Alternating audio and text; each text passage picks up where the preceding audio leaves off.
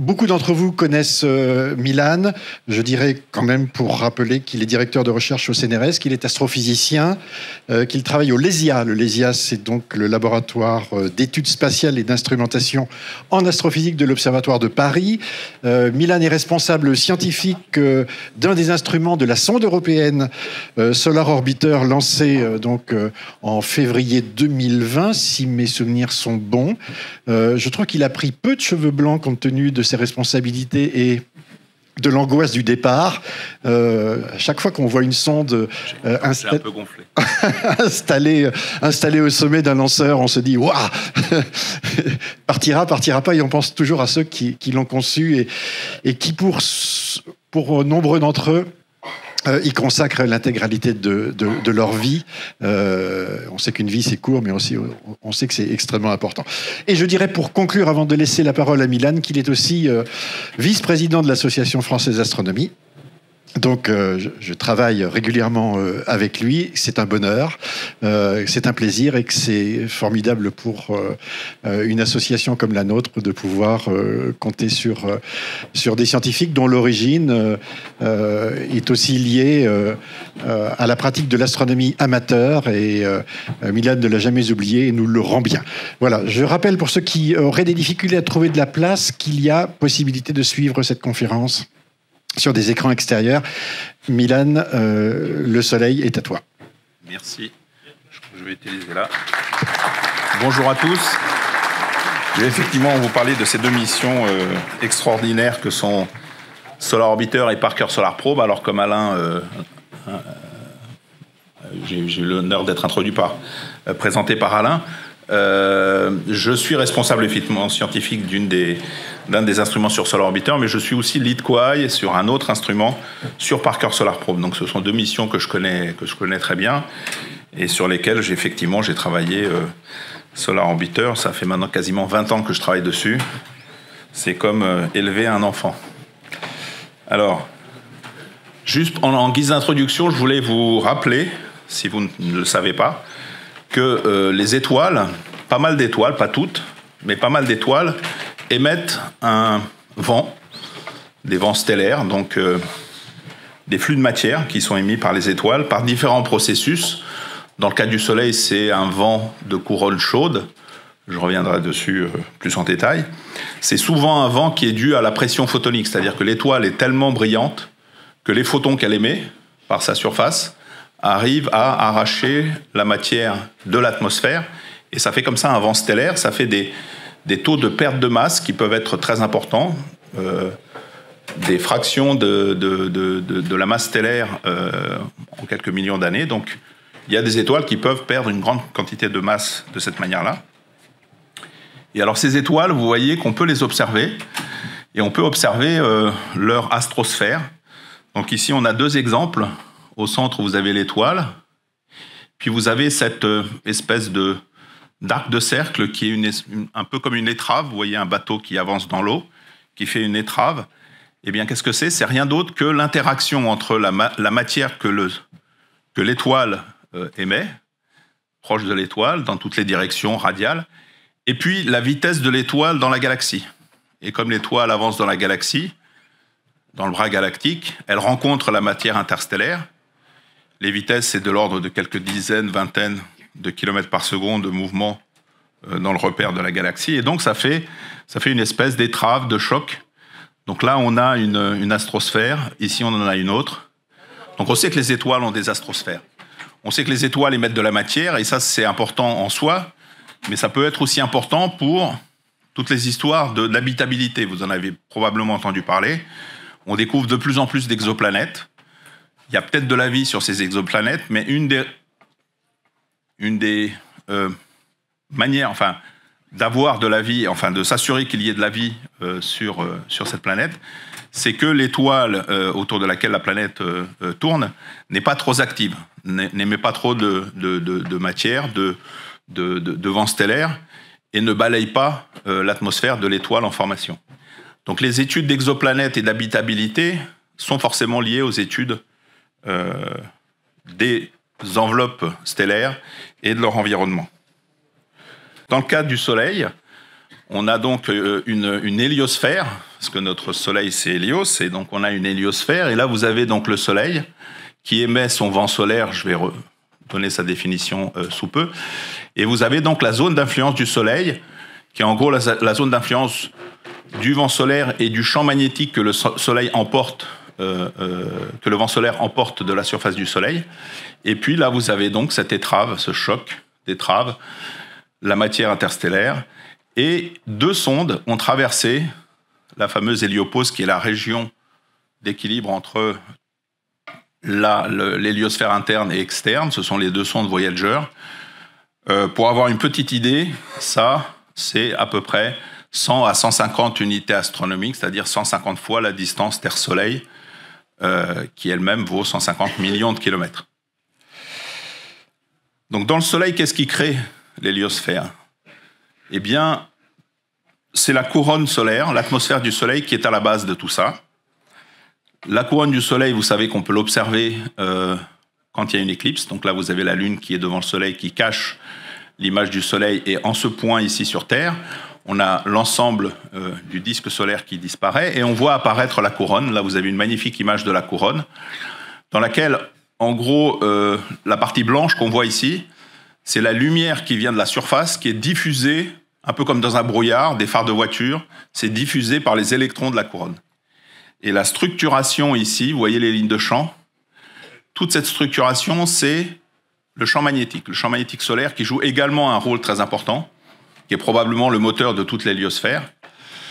Et ce champ magnétique arrive à structurer la matière sous forme, dans les régions, disons, équatoriales, sous forme de boucles coronales, et dans les régions polaires, quand on est en minimum d'activité solaire, sous forme de lignes de champ qui sont ouvertes vers l'infini. Alors cette couronne, on l'a observée depuis des décennies, voire des siècles, parce qu'il y a des éclipses, il y en a depuis longtemps. Petite parenthèse, 2026, il y aura une éclipse pas loin, en Espagne. Donc, si vous avez des vacances à prendre, allez plutôt dans le sud de la France. La couronne solaire est à une température de 1 à 2 millions de Kelvin. Et au jour d'aujourd'hui, on ne sait toujours pas encore quel est le mécanisme précis. On a plusieurs candidats, mais on ne sait pas quel est le mécanisme précis physique qui chauffe cette couronne. Pourquoi est-elle plus chaude que la surface solaire? Donc cette couronne est tellement chaude, donc on a affaire à une étoile avec une couronne chaude, qu'elle s'évapore dans toutes les directions pour créer le fameux vent solaire. Alors là, je vais faire tourner. Le vent solaire, qu'est-ce que c'est? C'est principalement un flux donc d'électrons et de protons, d'hydrogène ionisé, qui s'écoule dans toutes les directions.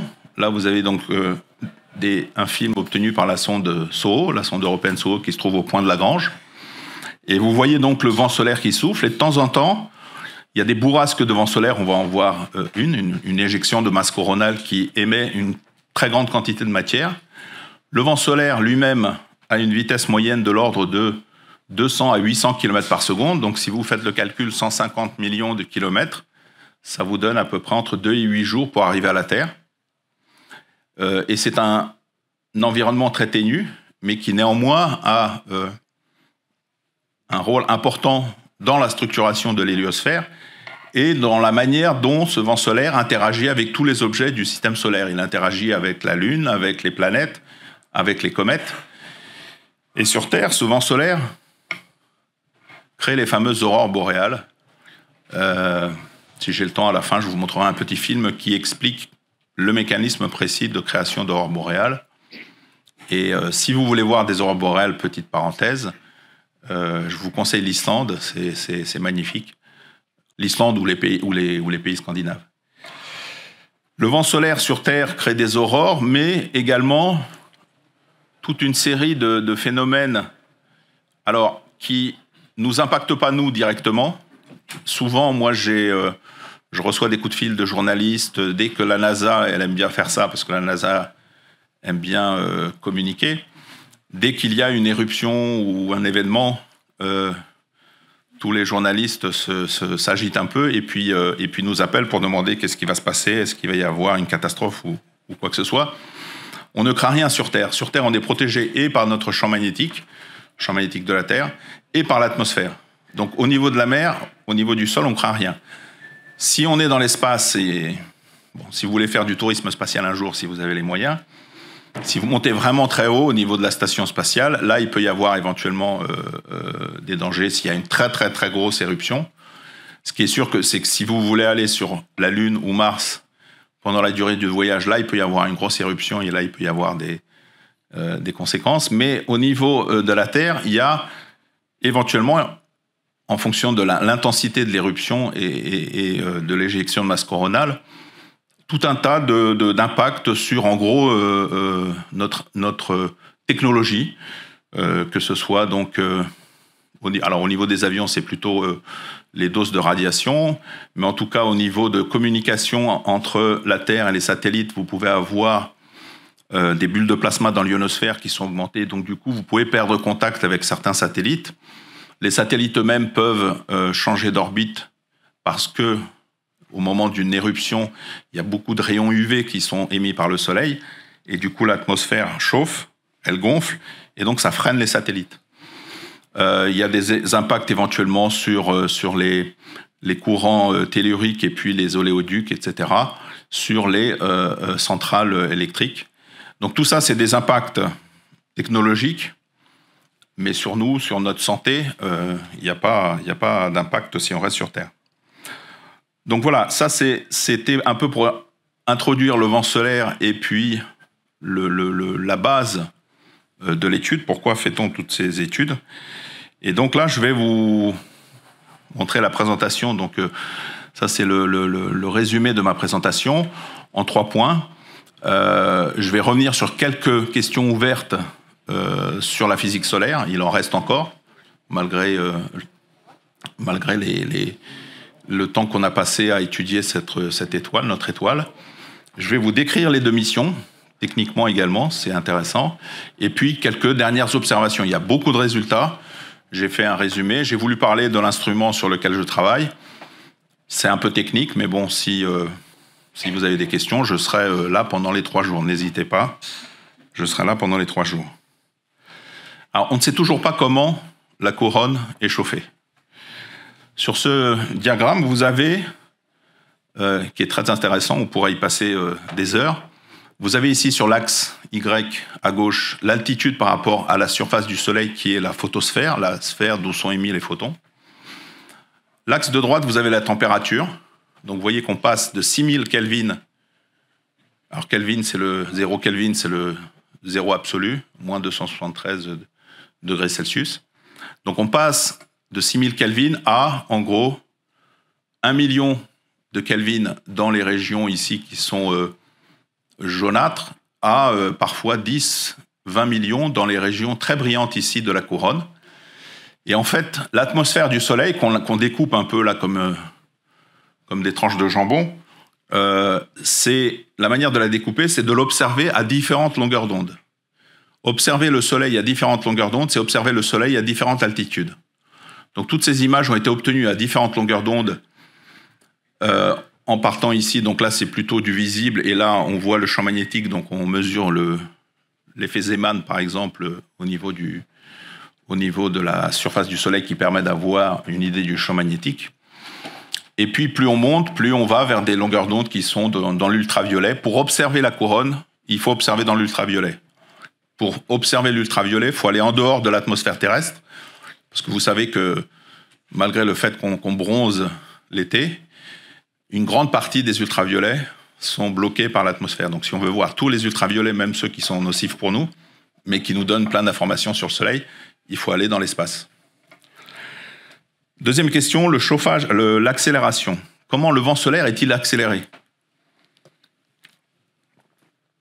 En gros, dans les mécanismes de base, et notamment le fameux modèle de Parker, je dirai 2 mots de Parker tout à l'heure, le vent solaire, c'est une espèce de cocotte minute. Plus c'est chaud, plus le vent solaire est rapide quand on s'éloigne. C'est-à-dire, par exemple, à une unité astronomique, il y a une corrélation directe entre la température, en principe, dans les modèles du vent solaire, de la couronne, pardon, et puis la vitesse thermique. En fait, on a une conversion d'énergie, ce qu'on appelle l'énergie thermique, l'énergie d'agitation thermique des particules, une conversion de cette énergie en énergie cinétique, un demi de MV2 qui est l'énergie de propagation. Et cette conversion donc, suppose qu'en principe, il y a une corrélation entre la température et la vitesse. Là, on a une image donc, de la couronne en rayons X avec la sonde Yohkoh. En fait, ce dont on s'est rendu compte pour les électrons, alors c'est pas exactement pareil pour les protons, et là c'est un peu différent, mais ce dont on s'est rendu compte, c'est que le vent solaire lent, en fait, est émis de régions qui sont plutôt les régions équatoriales, et ça on le voit bien quand on regarde les diagrammes de vitesse en fonction de la latitude de la sonde Ulysse. La sonde Ulysse, c'est une sonde qui a été lancée dans les années 90, j'ai fait ma thèse dessus, sur les données d'Ulysse, et on l'a lancée vers Jupiter, ce qui a permis de la sortir du plan de l'écliptique, et c'est la première sonde qui est sortie du plan de l'écliptique et qui a fait un passage dans un plan quasiment perpendiculaire au plan de l'écliptique, qui est le plan de rotation de toutes les planètes autour du Soleil. Et cette sonde, elle a permis de mesurer la vitesse, et on se rend compte, vous voyez ici, que l'axe ici, c'est la vitesse, donc ici, on est, je vois pas très bien, mais ça doit être 400-500, ici, c'est 500 000. On voit que le vent rapide vient des régions polaires où il y a des trous coronaux, en période de minimum d'activité, c'est un peu plus compliqué en période de maximum, et le vent lent vient des régions équatoriales où la couronne est plus chaude. Donc ça, c'est un paradoxe. Et ça explique que le mécanisme de chauffage et le modèle de Parker, qui est le modèle standard, doit être raffiné. Troisième question, et je pense que je m'arrêterai là en termes des grosses questions. Comment les particules énergétiques sont-elles accélérées lors des éruptions solaires? Donc vous avez vu tout à l'heure, j'en ai pas parlé, mais j'ai parlé d'éjection de masse coronale, j'ai parlé de bourrasque de vent solaire. Associé à cette bourrasque, à un moment donné, vous avez vu sur l'image une espèce de neige, je ne sais pas si vous vous rappelez. Cette neige, c'est quoi? C'est rien d'autre que les particules énergétiques émises par le Soleil, accélérées par le Soleil. Le Soleil est un très bon accélérateur de particules, un peu comme celui au CERN, mais il accélère des quantités de particules beaucoup plus importantes. Là, il y a une image toujours en UV. Ça doit être aussi Yohkoh, je crois. Non, ça doit être SO. Il y a une image qui montre, à un moment donné, au centre, je vais la relancer, au centre, une éruption qui se produit, et juste après l'éruption, vous avez cette fameuse neige que l'on retrouve ici. Donc ça, c'est les particules énergétiques accélérées au Soleil et injectées dans le milieu interplanétaire. Et celle-là, on a la chance qu'elle passe par la sonde, ce qui n'est pas toujours le cas, ce qui est en fait même rarement le cas. Alors, d'où ça vient? Ça vient très probablement de ce qu'on appelle la reconnexion magnétique. Je ne vais pas vous faire un cours de reconnexion magnétique parce que ça prendrait trop de temps, mais en gros, pour faire simple, vous imaginez un arc et des flèches. La corde de l'arc, c'est le champ magnétique qui a emmagasiné de l'énergie. Les particules, ce sont les flèches, et quand on lâche l'arc, eh bien, l'arc transmet l'énergie de tension qu'il a accumulée à la flèche, qui est la particule qui est accélérée. Il se passe un peu la même chose pour ce qui concerne la reconnexion magnétique. Là, ce que vous avez ici, vous avez donc des taches solaires. Alors, vous avez les taches solaires qui sont là. Les taches solaires, je rappelle qu'elles sont toujours associées, elles vont toujours en paire. Il y a un pôle positif, un pôle négatif. Donc là, vous avez une boucle de champ magnétique qui a cette forme-là. Là, vous avez une autre tache qui est probablement connectée à une tache qui se trouve beaucoup plus loin. Et vous voyez que quand les pieds des taches bougent, les taches bougent les unes par rapport aux autres parce que le Soleil tourne sur lui-même et parce qu'il tourne de manière différentielle, c'est-à-dire que l'équateur tourne plus vite que le pôle.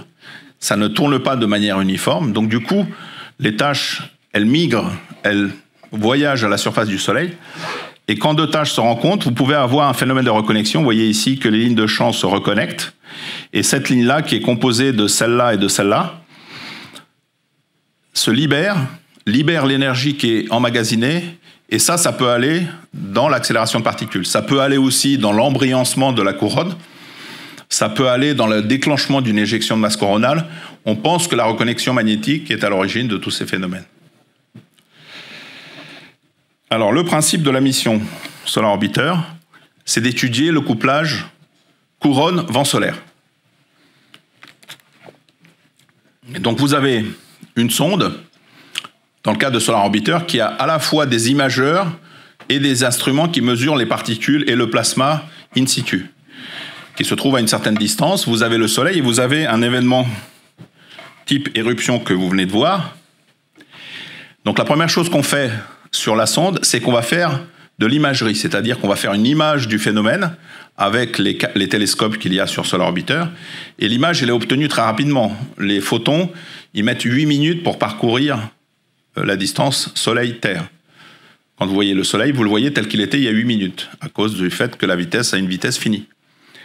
Donc au bout de 8 minutes, on fait une image, on caractérise cette région dans toutes les longueurs d'onde, comme je l'ai montré tout à l'heure. Puis qu'est-ce qu'on observe après? On observe les particules énergétiques quand il y en a. Alors là, c'est des spirales qui ne sont pas terribles, mais en gros, les particules énergétiques spiralent autour des lignes de champ, arrivent à la sonde, et lorsque les particules sont dans la direction de la sonde, on arrive à les détecter. Les particules, elles ont des vitesses qui sont comprises entre un dixième, un vingtième de la vitesse de la lumière, et parfois il y en a certaines qui ont des énergies proches des vitesses proches de la vitesse de la lumière. Donc en gros, ça met entre 8 minutes et puis une demi-heure, 1 heure en fonction de l'énergie, mais c'est assez rapide. Donc deuxième étape, on mesure les particules énergétiques. Et troisième étape, eh bien, on va analyser la bulle de plasma, souvent une éjection de masse coronale associée à ce phénomène, qui est générée au niveau de la région éruptive, qui va se balader dans l'espace et qui, au bout de quelques heures, va être mesurée par la sonde in situ, par les instruments in situ qui vont mesurer la composition, vont mesurer la densité des protons, des électrons, leur température, etc. Et vraiment, le principe de cette mission, c'est d'avoir sur la même plateforme des instruments qui mesurent à distance et in situ. Et l'autre principe de la mission, c'est d'essayer de faire ces mesures en se rapprochant le plus possible du Soleil, parce que bien sûr ce qu'on veut connaître, et une des raisons pour lesquelles le chauffage de la couronne reste un mystère, c'est qu'on voudrait mesurer le plasma à sa source. On veut remonter, comme les explorateurs qui remontaient aux sources du Nil, on veut remonter à la source du vent solaire. Donc on veut s'en approcher. Et donc Solar Orbiter fait ça. Parker Solar Probe aussi.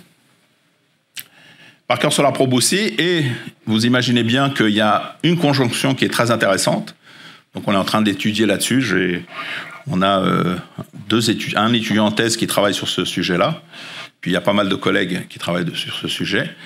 Là, vous imaginez que lorsque la sonde Parker Solar Probe est ici, que la sonde Solar Orbiter est là, on arrive non seulement à mesurer le plasma ici et puis ici, mais on arrive aussi à le mesurer entre les deux. Donc on a 3 points de mesure, ce qui augmente améliore d'autant plus nos modèles. Alors, les deux sondes, j'en viens aux sondes. Elles ont été toutes deux construites par l'ESA et la NASA. La sonde Parker Solar Probe est principalement à fourniture des instruments de la NASA, mais il y a quelques contributions françaises. On a promu avec le CNES les contributions françaises de certains instruments sur cette sonde, et puis il y a des participations scientifiques. Notamment, par exemple, on a pu caractériser les matériaux du bouclier, je vais parler des boucliers thermiques. Les matériaux des boucliers thermiques ont pu être caractérisés à Font-Romeu, à Odeillo, qui est je ne sais pas si vous avez déjà été à Font-Romeu et visité Odeillo. Il y a un four solaire sur place qui permet d'atteindre des températures très élevées, justement grâce à l'éclairement du soleil et à l'éclairement de miroirs qui concentrent tout le flux sur une petite région qui atteint des températures très élevées. Et donc ça a pu être caractérisé donc à Odeillo grâce au support du CNES. La sonde Solar Orbiter, c'est une sonde de l'Agence spatiale européenne à laquelle là aussi beaucoup de labos français ont contribué, et avec également une contribution de la NASA pour le lanceur. Solar Orbiter, sa caractéristique, comme je l'ai dit, c'est que la sonde a à la fois des imageurs qui sont à l'intérieur, donc des télescopes. Vous avez, là je ne vois pas toute la liste, mais je ne vais pas la passer en revue parce que ça prendrait trop de temps, mais en gros vous mesurez dans les différentes longueurs d'onde en UV qui sont intéressantes. Il y a également un instrument qui fait de l'imagerie visible. Il y a un instrument qui mesure dans les rayons X. Et puis il y a un coronographe, et puis un instrument qui mesure aussi le champ magnétique à la surface. Et puis derrière le bouclier, il y a des instruments qui sont les instruments in situ, et il y a un instrument qui s'appelle RPW, Radio Plasma Waves, avec des antennes électriques. Donc c'est l'instrument dont j'ai la responsabilité.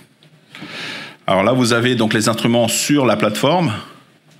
Là, vous avez la liste des responsables scientifiques par instrument. Et donc, vous voyez qu'en France, on a 2 responsables scientifiques actuellement. Mon collègue Frédéric Aucher, de l'IAS, et puis moi-même. Avec une participation, alors ça, c'est la beauté de l'Europe et en même temps la complexité de l'Europe. Une participation de beaucoup de pays. Donc, vous pouvez imaginer que c'est très bien d'un côté, mais c'est complexe. Quand vous avez des organisations comme ça, ça peut être très complexe, avec des systèmes qui sont différents d'un pays à l'autre. Donc c'est pas toujours évident au moment du développement du projet. Solar Orbiter a été lancé, un certain nombre d'entre nous, enfin je sais pas, au moins 2 personnes dans cette salle ont vu le lancement, le 10 février 2020. Donc vous voyez la sonde ici, c'était un lanceur américain, donc un lanceur Atlas. Et puis ici, vous voyez, alors il y avait la Lune qui était en haut, un lancement magnifique, donc la trajectoire de la sonde. Le lancement s'est parfaitement déroulé. La sonde, une fois qu'on la lance, il faut la démarrer. Alors ça, c'est des phases qui sont relativement critiques. Donc vous avez la fusée qui a lancé sur la bonne trajectoire la sonde. La sonde, vous voyez ici qu'elle est encore attachée à son dernier étage. Et la sonde est délivrée de son étage. Et ce que vous voyez ici devant, en noir, avec les petits trous, les opercules, c'est le bouclier. Donc la sonde va se rapprocher jusqu'à 1/3 de distance Terre-Soleil. À cette distance-là, le bouclier va atteindre à peu près 500-600 degrés. Et le bouclier a pour objectif de protéger les instruments et l'électronique qui sont derrière, parce que l'électronique et les instruments ne peuvent pas fonctionner, grosso modo, au-delà de 90-100 degrés. Donc le bouclier est là pour protéger les instruments. Une fois qu'on s'est séparés, on positionne la sonde, on contrôle son attitude, et la première chose qu'on fait, c'est la puissance. On déploie les panneaux solaires, c'est la toute première chose. Jusqu'à présent, là, on est encore sur les batteries.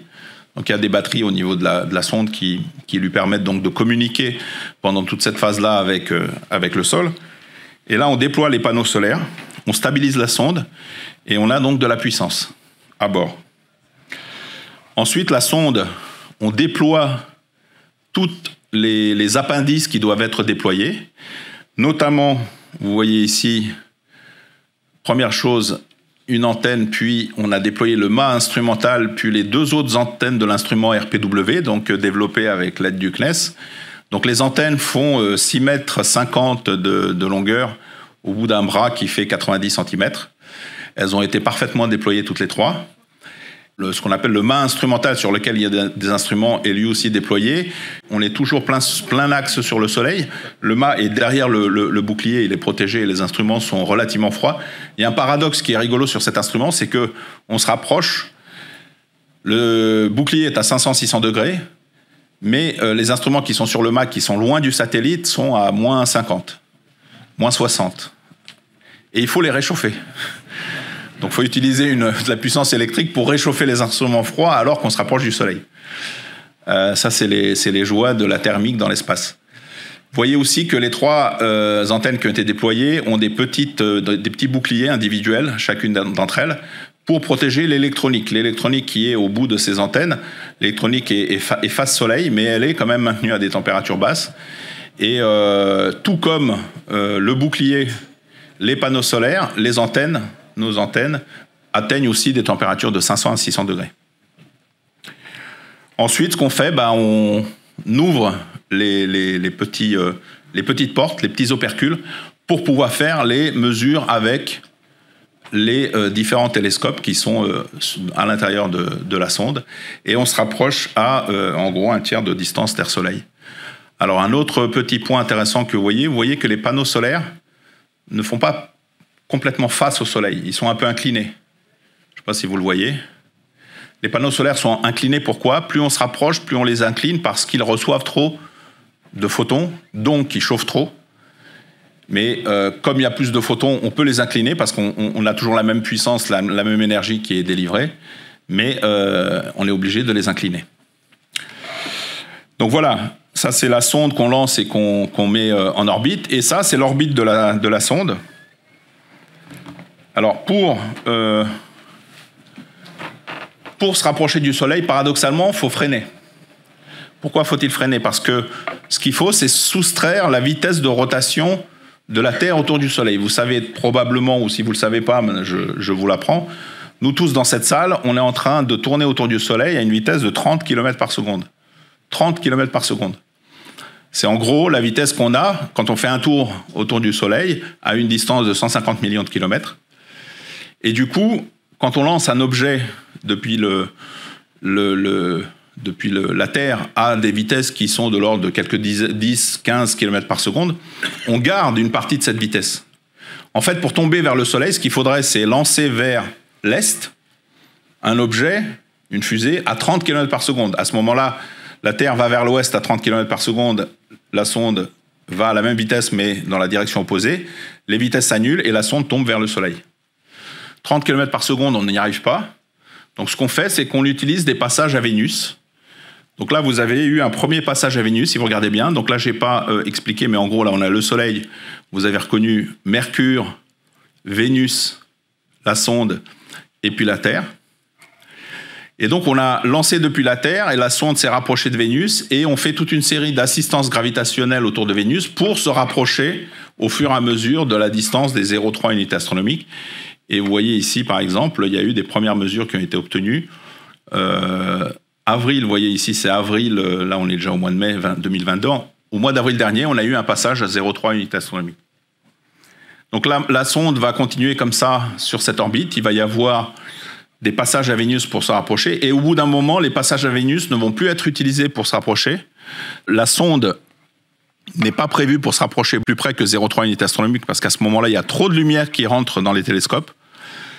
Et en fait, ce qu'on va faire, c'est qu'on va utiliser les passages par Vénus pour sortir du plan de l'écliptique. Et donc, on va faire des mesures en dehors du plan de l'écliptique, et on va faire des mesures des images des pôles du Soleil en fin de mission, ce qui n'a jamais été fait jusqu'à présent. Parker Solar Probe ressemble un peu à Solar Orbiter, dans ce sens qu'elle a un bouclier. Alors, vous avez que le bouclier de Solar Orbiter, il est noir, celui-là, il est blanc. Ils ont choisi un autre matériau. On ne connaît pas exactement la composition, ça s'est tenu secret par la NASA et APL. C'est une espèce de céramique sur du titane. Pourquoi c'est blanc? C'est pour augmenter l'émissivité, c'est-à-dire, il y a deux choses. Un matériau, quand vous le mettez dans l'espace, il reçoit de la lumière, donc il absorbe de l'énergie, mais lui-même, il a une certaine température, donc il émet de l'énergie aussi. Et donc, on essaye d'augmenter l'émissivité pour qu'il émette plus que ce qu'il reçoit. C'est le principe du réchauffement planétaire à cause des gaz à effet de serre. On reçoit plus de lumière du Soleil, parce qu'on est dans une serre, que ce qu'on émet, à cause justement des gaz à effet de serre. Donc c'est pour ça que l'atmosphère chauffe. Le bouclier donc est ici. Vous voyez des antennes, vous les voyez peut-être pas bien, mais il y a 4 antennes au lieu de 3. Et puis vous avez des panneaux solaires. Et en fait, les panneaux solaires, vous regardez, les panneaux solaires, quand on est au plus proche, ce sont les petits panneaux qui sont ici, les petites parties blanches qui sont un peu inclinées par rapport aux panneaux principaux. Donc ça, c'est quand on est vraiment au plus proche du Soleil. Et puis ensuite, vous avez pareil un mât instrumental, tout un tas d'instruments, et puis l'antenne de communication avec la Terre. Alors, Parker Solar Probe, sa caractéristique principale, c'est qu'elle se rapproche beaucoup plus que Solar Orbiter. Pourquoi? Parce qu'il n'y a pas de trou dans le bouclier. On n'observe pas directement la surface du Soleil, on ne peut pas, à cette distance-là. Si on faisait un trou, là, la sonde serait automatiquement cramée. Le bouclier, quand on est au plus près du Soleil, atteint environ 1600 degrés. Donc il supporte 1600 degrés. Et pareil, il émet toute la chaleur sur les côtés et derrière, il fait une centaine de degrés. Donc il est très efficace. En plus de ça, un autre aspect rigolo, c'est que vous avez tout autour ici, le bouclier et ici notamment, un système de radiateurs, un peu comme les radiateurs de voiture, où il y a de l'eau qui circule. Donc il y a de l'eau qui circule, et l'eau qui circule, qui va récupérer la chaleur, et puis qui la ramène au niveau des radiateurs, qui eux le voient le vide interstellaire, et donc rayonnent énormément cette énergie. Alors Parker Solar Probe va se rapprocher. Voici ici une trajectoire. Vous avez le temps ici en jours depuis le lancement. Ici, vous avez la distance entre la sonde et le Soleil. Et vous voyez qu'au fur et à mesure, là aussi, il y a eu des passages à Vénus. On s'est rapproché jusqu'à une dizaine ici de rayons solaires. Donc là, à partir de maintenant, on est à peu près, et on va 10 rayons solaires, c'est le minimum qu'on atteindra. On a commencé à faire des mesures à ces distances-là déjà depuis, il y a eu déjà plusieurs passages. Pour un peu illustrer la chose, vous avez ici un schéma qui vous montre, ça c'est une vraie image d'éclipse, enfin un peu retravaillée, on voit les jets, donc ça c'est la structuration du champ magnétique. Vous voyez à l'échelle ici, Parker Solar Probe pourra mesurer les jets coronaux qu'on voit dans la couronne solaire. Donc Parker Solar Probe va réellement, et est en train déjà de le faire, explorer la couronne. Les Américains appellent cette mission Mission to Touch the Sun, une mission pour toucher le Soleil. Autre caractéristique amusante, c'est que justement l'orbite est très elliptique. Vous savez peut-être que quand on a une orbite très elliptique à cause des lois de Kepler, quand on est loin à l'aphélie, on va lentement, mais quand on se rapproche, on tombe vers le Soleil, on va très vite. Et au périhélie, on est vraiment très rapide. La sonde est très rapide. Et actuellement, c'est la sonde la plus rapide jamais construite par l'être humain, qui, au plus proche du Soleil, quand on est à 10 rayons, là, quand on est vraiment dans cette zone-là, la vitesse tangentielle, c'est de l'ordre de 692 000 km par heure. Donc, pour ce qui fait, on parle plutôt de kilomètres par seconde, et ce qui fait 192 km par seconde. Si vous faites le calcul, ça fait Paris-New York en 31 secondes. Donc ça, c'est cool. Alors, Parker Solar Probe a été lancé par une fusée beaucoup plus puissante. Pourquoi ? Parce qu'il y avait un moteur très puissant qui a été utilisé justement pour donner la vitesse initiale encore plus importante que celle de Solar Orbiter. Donc ça a été lancé par le lanceur Delta IV Heavy, qui est le lanceur développé par la NASA, qui était le plus lourd anciennement. Bon, maintenant, la NASA développe et M. Elon Musk développe d'autres fusées. Ça a été lancé en août 2018, donc 2 ans avant Solar Orbiter. Donc ça a commencé à faire des mesures depuis plus longtemps. Et maintenant, on est dans la phase vraiment intéressante où les 2 missions fonctionnent en même temps et on peut justement les coupler comme je l'ai montré. Alors, j'en viens maintenant au dernier résultat, la dernière partie de ma présentation. Et avant de vous montrer les derniers résultats, il y a quand même des images, disons, astronomiques qui sont pas forcément liées au Soleil directement, qui sont très intéressantes, que moi je trouve que j'aime beaucoup. Par exemple, le fait que Solar Orbiter nous voit. Alors Solar Orbiter, il y a une caméra, donc un imageur héliosphérique, HI, Heliospheric Imager, et en fait, la sonde donc observe le Soleil, mais elle arrive aussi à voir d'autres objets autour du Soleil. Et donc le Soleil est à droite ici. Et là, on a repéré sur ce champ, on a repéré Vénus. Ça, c'est facile, c'est très brillant. On a repéré la Terre. On a repéré Mars.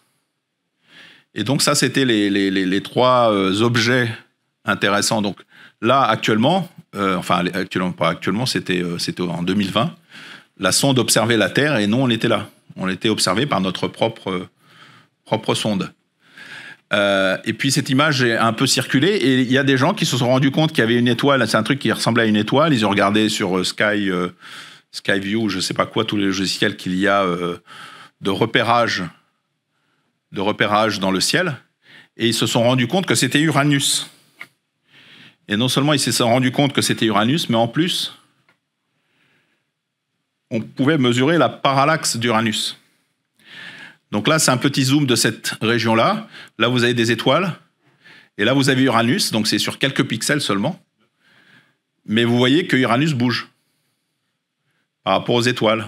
Uranus a un mouvement par rapport aux étoiles qui est dû à sa parallaxe et à son mouvement propre.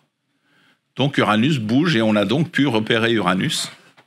Et alors il y a encore plus fort, moi ce que je trouve encore plus fort sur ces images-là quand on analyse la Terre, c'est... Alors je ne sais pas si vous voyez la Terre, donc là c'est la Terre, alors ça bave un peu, là vous avez les étoiles derrière, vous avez donc les différents pixels et on voit que la Terre au début elle est un peu oblongue et après elle est plus sphérique. Et en fait c'est la Lune qui tourne autour de la Terre. Donc non seulement on voit la Terre mais on voit aussi la Lune. La Lune qui tourne autour de la Terre fait que l'image est oblongue et puis devient ensuite sphérique parce que la Lune est derrière la Lune est derrière la Terre, vue depuis Solar Orbiter. Alors Solar Orbiter permet aussi de voir des comètes. Il y a la comète Léonard là, que vous allez voir apparaître. Donc le Soleil toujours est à droite.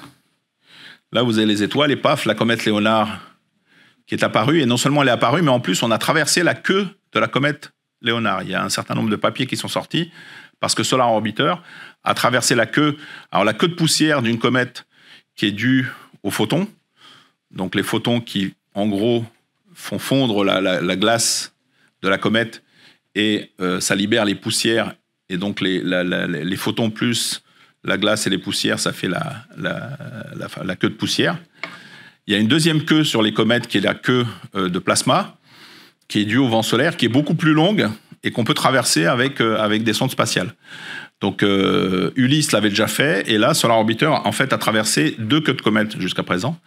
Donc là, vous avez la comète Léonard, le Soleil est à droite, la queue qui se développe, donc là, la queue s'éloigne du Soleil, la comète s'éloigne du Soleil, et si on fait des différences d'image, eh bien, on se rend compte qu'on voit apparaître une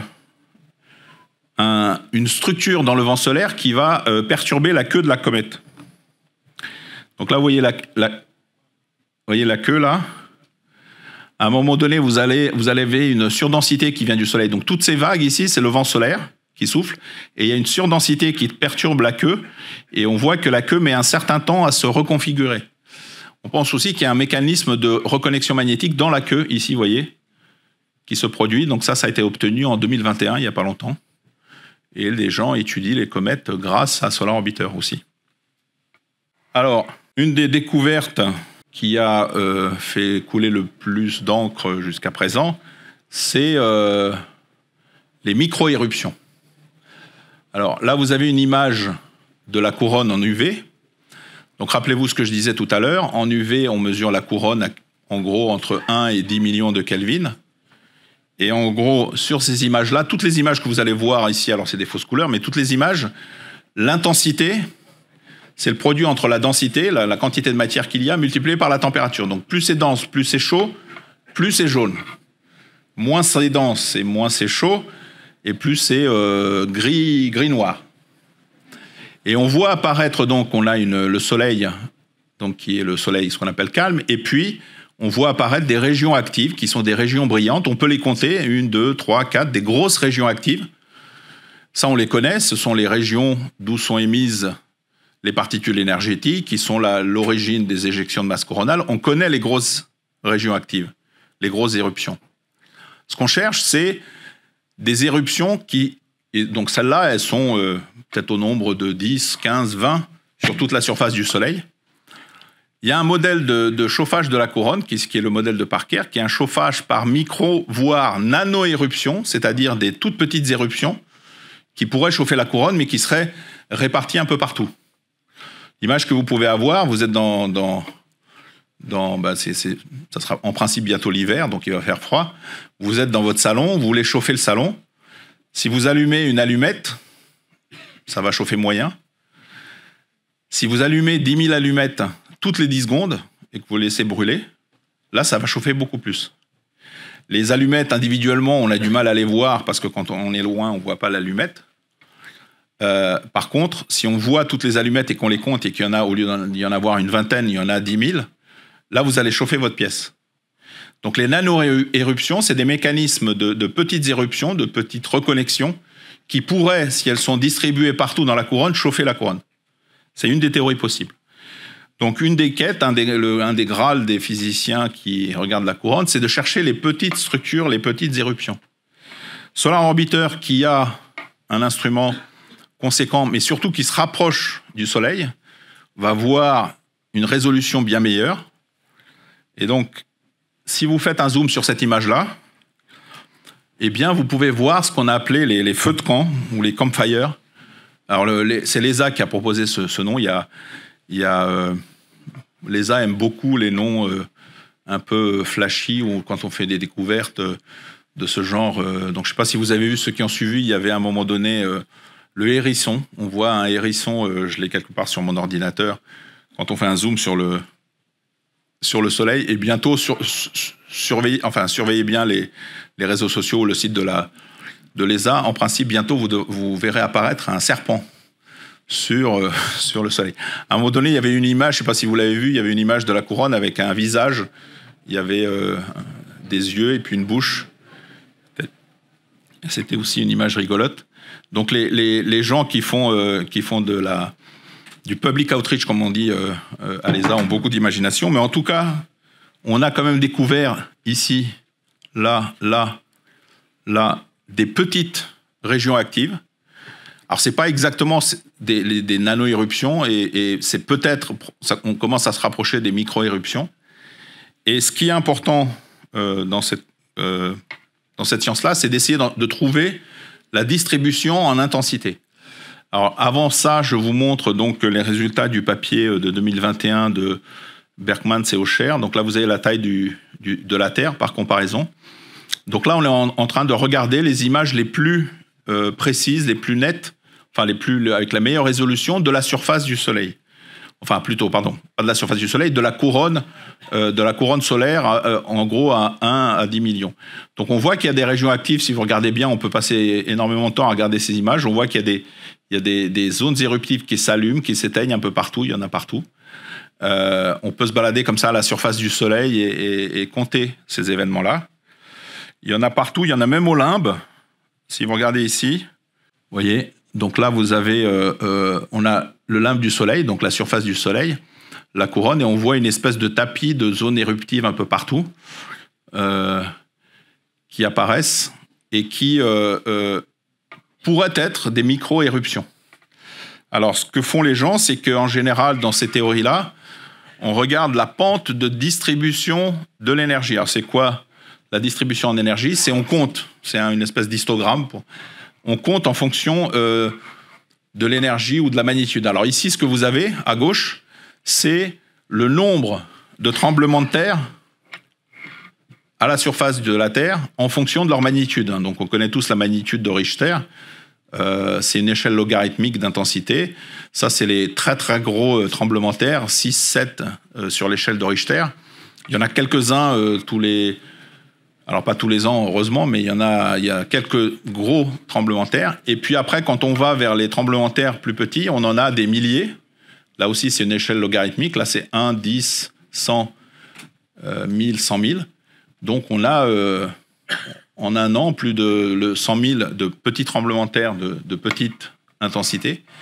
Eh bien, le mécanisme des éruptions solaires ressemble un peu, c'est un peu la même physique, ce qu'on appelle une physique stochastique, self-similaire, ressemble un peu à ça. Ici, vous avez la distribution, alors ça c'est des observations, ça c'est des prédictions, justement des nano-éruptions en fonction de leur énergie. Donc vous avez des très très grosses éruptions, et puis on pense qu'il y en a des petites. Et en fait, en fonction de la pente ici, eh bien, on en a suffisamment ou pas de petites. Je disais tout à l'heure, pour chauffer votre pièce, il vous faut 10 000 allumettes, mais si vous en allumez que 1000, vous n'allez pas la chauffer suffisamment. Donc, ce qui est important dans ce diagramme-là, quand on les fait, c'est la pente, parce qu'en fonction de la pente, si la pente est plate, eh bien, à ce moment-là, on n'a pas assez dans cette distribution-là, on n'a pas assez de petits événements pour chauffer. Et donc, les gens ont commencé à partir, ça c'est le papier donc, de Berkmans et Osher, les gens ont commencé à caractériser ces micro-éruptions ici, leur dimension, leur durée, leur température. Et ici, vous avez les premières lois de distribution. Et les gens commencent à étudier ça. Ça, c'est un premier résultat. Un autre, alors j'ai mis un résultat qui concerne mon instrument. C'est pas moi qui ai écrit le papier, mais c'est une collègue. Mais je me suis dit, autant illustrer quelque chose qui vient d'RPW. Donc là, ce que vous avez, c'est un schéma je ne vais pas rentrer dans le détail de tout ça. Vous avez une éruption solaire, vous avez une éjection de masse coronale, et ce phénomène peut être étudié par tous les instruments. Donc ici, vous avez les instruments X et UV qui vont observer proche, c'est ce que je disais tout à l'heure, qui vont obtenir une image de l'événement, et notamment ici, une image de l'éjection de masse coronale associée à cette éruption en UV. Et vous voyez le petit point rouge ici, c'est la source. On pense que c'est la source, on se rapproche ici de la source de la région de reconnexion, qui, elle, est observée en rayons X. Donc le point rouge, ici, c'est des vraies images, c'est des vraies données, c'est des rayons X. Ensuite, le phénomène se propage.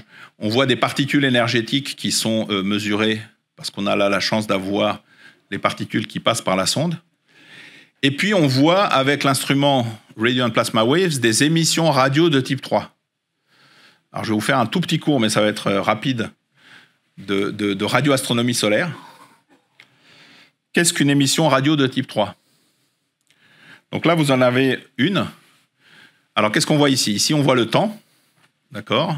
C'est obtenu, je ne vois pas très bien, c'est en mars 2022, 21, 22, je ne vois pas. Ici, vous avez la fréquence en mégahertz. Donc ici, c'est 100 kHz. Ici, c'est 1 MHz. Ici, c'est 10 MHz. Donc, c'est l'appui. Et puis, la couleur vous donne la puissance. Donc, on mesure toutes les 12 secondes. On ne le voit pas ici, mais c'est en gros toutes les 12 secondes. On fait un spectre radio et on scanne toutes les fréquences. Et on met tous les scans ensemble. Et on obtient... c'est pas une échographie, mais ça peut y ressembler un peu. On obtient un signal qui est une espèce de virgule. Vous voyez cette virgule-là ? Eh bien, ça, c'est une émission radio de type 3. Quelle est la cause de cette émission ? Eh bien, c'est tout simplement les électrons énergétiques qui sont injectés. Je vous parle de particules énergétiques depuis tout à l'heure. Et puis, je vous dis que quand on a la chance que ces particules ici traversent la sonde, on peut les mesurer. Ça fait la fameuse, les fameuses images qui sont la neige sur les images. Ça perturbe. Ça, on peut les mesurer directement. Mais avec la radio, la beauté de la radio, c'est qu'on a un peu un sonar, comme quelqu'un qui est dans son sous-marin, qui essaye d'écouter les torpilles qui passent à côté sans que la torpille le touche. Et donc, il arrive à détecter les torpilles rien que par le signal radio qu'elles émettent. Donc, lorsqu'il y a une éruption qui se produit proche de la couronne, ça va perturber le milieu, ça va perturber la couronne et le vent solaire, et ça va créer une émission radio qui va se propager dans toutes les directions, mais notamment vers la sonde, à une fréquence ici, plus on est proche du Soleil, plus la fréquence est élevée. Et plus on s'éloigne, plus la densité est faible et plus la fréquence est faible. Donc on voit ici que cette émission, à 2 MHz, c'est quand le faisceau d'électrons se trouve ici, encore proche du Soleil. Là, il a commencé à quitter le Soleil. Et donc, ça fait une émission à 2 MHz. Ensuite, le faisceau, il se balade le long de la ligne de champ magnétique, ici, vous voyez, qui est une ligne de champ qui suit la spirale de Parker, et donc c'est un champ ouvert et non pas une boucle coronale. Et lorsque le faisceau d'électrons, alors vous voyez qu'il est toujours, il ne va pas passer par la sonde, celui-là, il ne va pas être détecté. Par contre, il va faire une émission donc à 0,8 MHz, et au fur et à mesure, on va comme ça balayer tout le type 3. Et donc, comme on mesure continuellement, on arrive à mesurer ici, sur cette virgule-là, la position du faisceau de particules énergétiques le long de sa trajectoire sans qu'il passe à la sonde. Donc, on arrive à détecter les particules en mesurant cette émission radio de type 3. Et donc, on a pu... Ça, c'est un papier qui est sorti, qui a été publié par une jeune chercheuse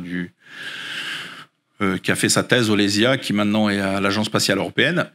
Elle a pris les données de 4 sondes, donc Solar Orbiter ici, Stereo, Parker Solar Probe.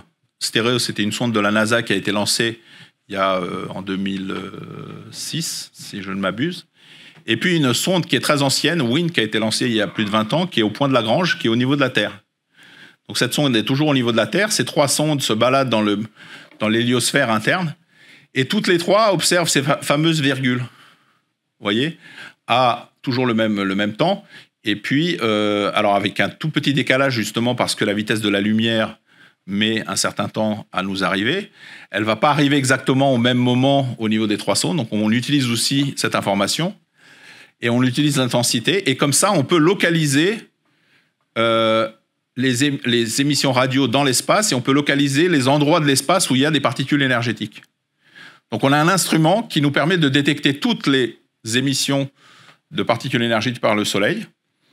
Et il y en a parfois des dizaines par jour. Et on a fait une statistique sur WIND. J'ai eu un stagiaire qui a travaillé là-dessus, qui a détecté 120 000 événements de ce genre, en sachant que les événements où on voit vraiment les particules, les fameux événements qui perturbent les images, il y en a peut-être quelques centaines. Donc on a une bien meilleure statistique avec l'instrument.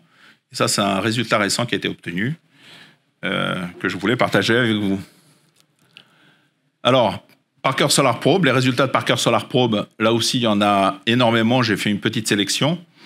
Ça, c'est pour vous montrer Parker Solar Probe qui fait la couverture de Physics Today.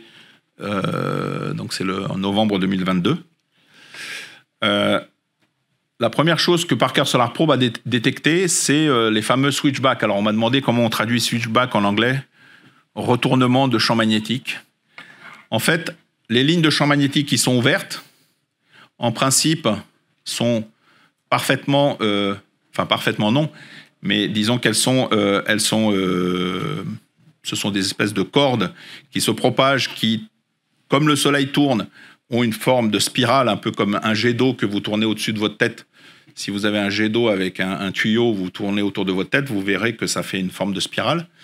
On a découvert, Parker Solar Probe a découvert, quand on se rapproche, des espèces de retournements. Vous voyez ces petites virgules, c'est comme quand vous prenez une corde, vous la secouez, vous voyez qu'il y a une petite onde, ce qu'on appelle un soliton, qui se propage le long de la corde. Eh bien, c'est un peu un phénomène similaire ici. Et ça, on ne s'y attendait pas. Et il est possible que ça, ce soit un mécanisme qui puisse accélérer le vent solaire. Parker Solar Probe a aussi détecté des îlots magnétiques. Alors ça, c'est quelque chose que la théorie prédisait, que les simulations prédisaient ici. Donc vous avez des éjections de masse coronale. En principe, les éjections de masse coronale, les lignes de champ sont connectées au Soleil. Mais de temps en temps, vous pouvez avoir un phénomène de reconnexion qui fait que vous avez un îlot, c'est-à-dire des boucles, une boucle magnétique qui est refermée sur elle-même, qui se balade. Donc on a détecté une boucle comme ça sur des images de l'instrument, l'équivalent de l'instrument Solo-HI. Donc vous la voyez ici se balader, elle est là. On voit ici les images qui ont été obtenues, qui sont des images figées.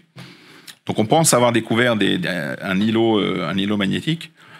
Et puis, autre découverte, et je pense que c'est la première, je n'ai pas regardé toute la littérature. Vous savez que les comètes, quand elles passent près de la Terre, elles laissent de la poussière sur leur trajectoire, donc les comètes laissent une trace. Et lorsque la Terre traverse ces traces de comètes, ça fait des étoiles filantes. Les étoiles filantes, c'est rien d'autre que des petits grains de poussière attirés par la Terre qui tombent sur l'atmosphère et qui font donc les petits flashs lumineux qu'on voit. Donc on sait que les comètes laissent des poussières sur leurs traces. Là, on se rend compte que Vénus fait la même chose. Ici, vous avez des images donc, du Soleil et puis de l'instrument, l'imageur héliographique qui mesure donc, qui a fait différents panneaux qui ont été rajoutés. Donc là, vous avez le ciel, vous avez la Voie lactée, vous avez tout un tas d'objets, vous avez des planètes qu'ici, je crois, je ne vois pas très bien. Et regardez ici les points rouges, c'est Vénus, c'est la trajectoire de Vénus dans ce plan-là. Et autour de cette trajectoire, vous voyez une espèce de surdensité en blanc. Eh bien, c'est une trace de poussière qui sont créées par Vénus.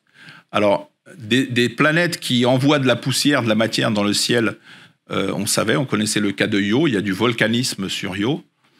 Je ne suis pas un spécialiste de Vénus, donc je ne sais pas exactement quel est le mécanisme qui fait que ces poussières sont générées au niveau de l'atmosphère et éjectées, mais toujours est-il que Vénus, clairement, laisse une trace de poussière le long de sa trajectoire, et ça a été découvert. Disons que ce n'était pas une découverte de physique solaire, mais comme souvent, ces sondes permettent de faire en passant des découvertes autres qui concernent d'autres domaines. Donc voilà, je vais m'arrêter là. Je vous remercie de votre attention. Et puis, je suis sûr, il y aura d'autres nouveautés. Probablement d'autres résultats dans les années qui viennent, c'est sûr. Les missions vont durer jusqu'en 2025, avec prolongement. Et les sondes, en fait, peuvent durer assez longtemps parce qu'elles sont sur des bonnes trajectoires. Donc, elles ont plein de gaz en réserve. Donc, voilà.